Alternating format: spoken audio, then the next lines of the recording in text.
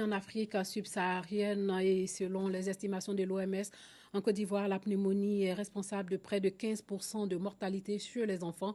Grâce au vaccin, l'on arrive cependant à sauver de nombreux enfants. Une campagne de sensibilisation a été initiée à l'endroit des enfants de 0 à 5 ans au cours de cette opération qui portait sur la prévention et la prise en charge des malades. Chaque année, un enfant sur 6 de moins de 5 ans décède de la pneumonie, soit plus que le VIH-Sida, le paludisme et la méningite réunis. La quasi-totalité de ces décès se produit dans des pays à faible et moyen revenu, selon l'OMS, Organisation mondiale de la santé. Véritable problème de santé publique, la pneumonie est une infection des poumons causée le plus souvent par un virus ou une bactérie.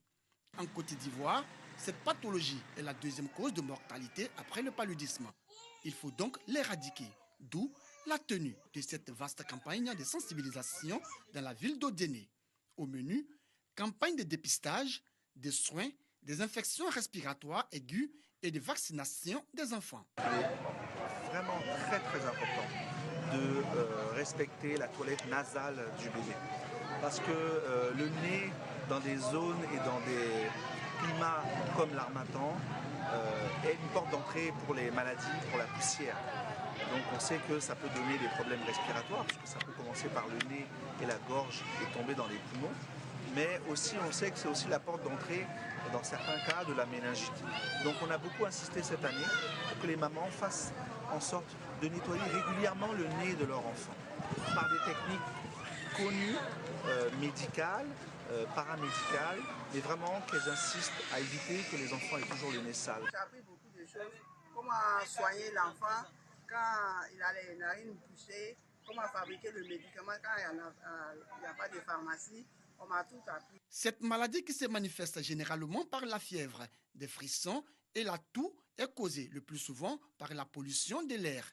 Une pollution à l'origine de 50% du décès des enfants victimes de la pneumonie.